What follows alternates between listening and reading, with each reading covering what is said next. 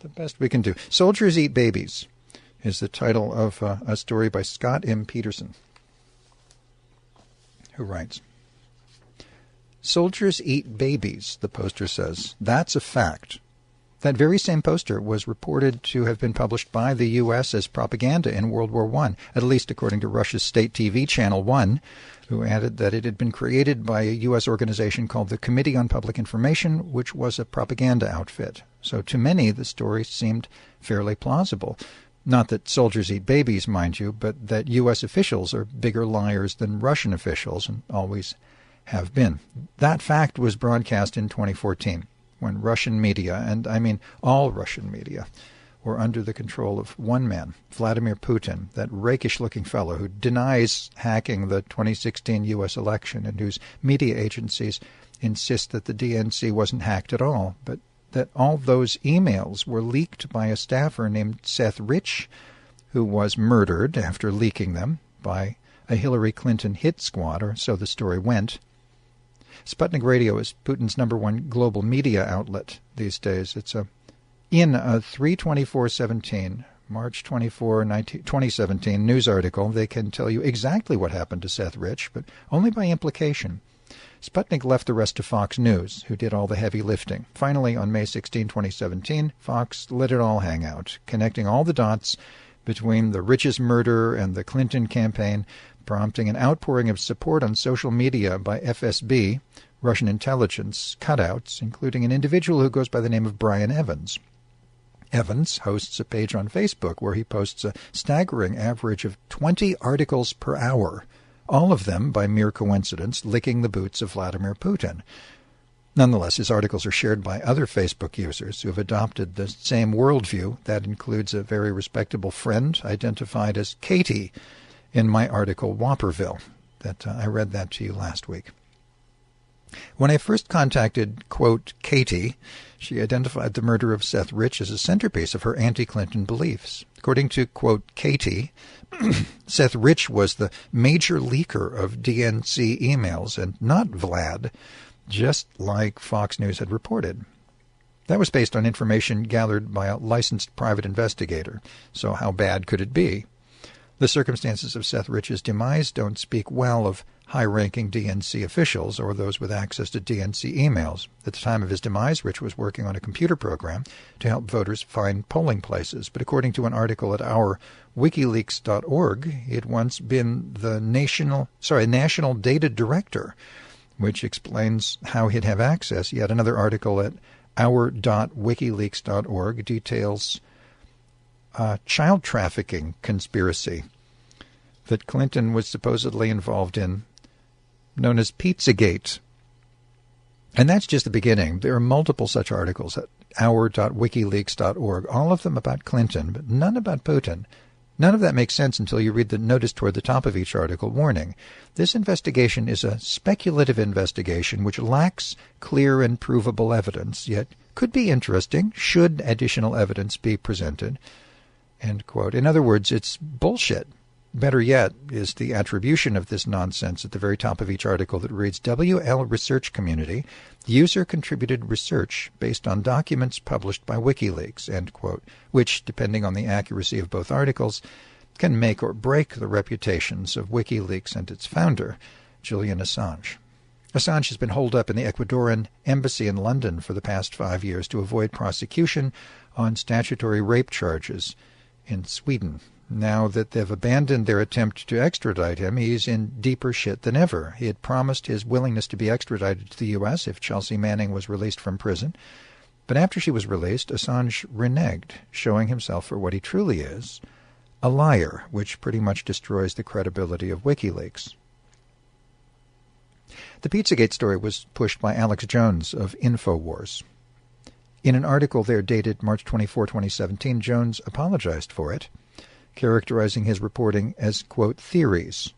And the Seth Rich story, backed by Sean Hannity of Fox News, was retracted 2 months later, leaving both Brian Evans and, quote, Katie twisting in the wind. So I decided to drop them both a line, starting with Mr. Evans. But first, I needed to have a good long look at his Facebook page.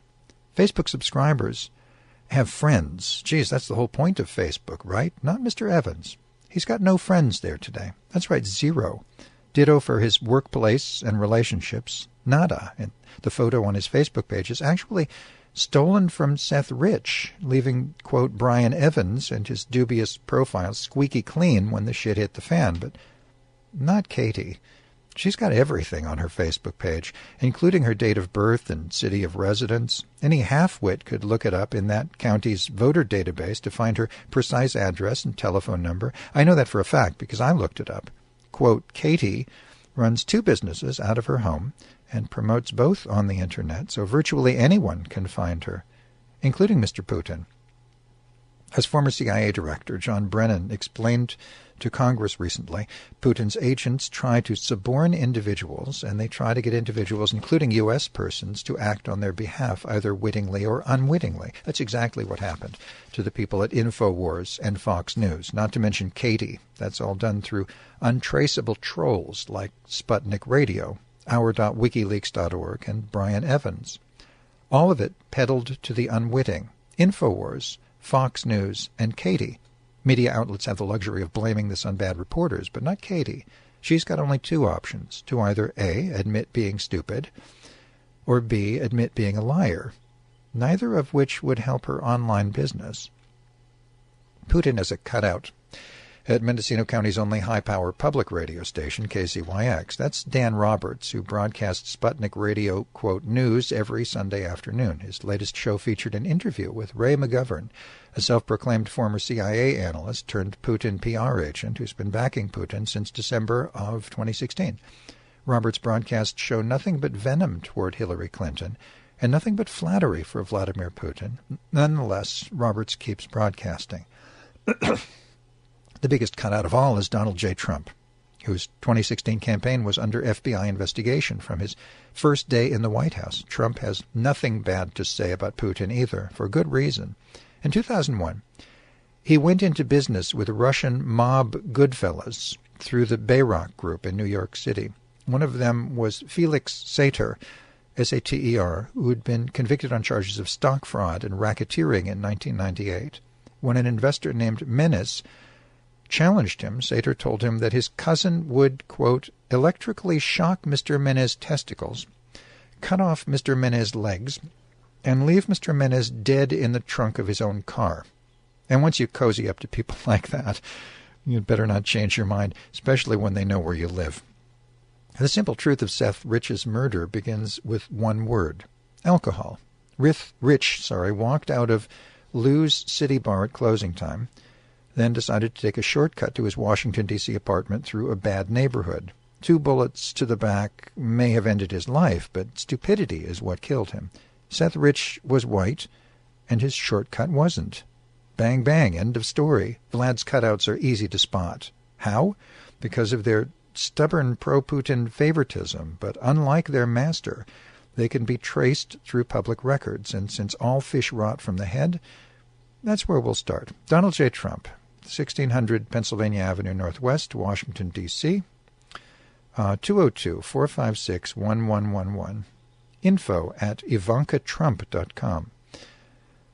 This just in. At today's writing, Trump's approval ratings have plummeted to an all-time low. Nate Silver's 538, that's the title of the website, has his strongly approve rating at 22% of the electorate.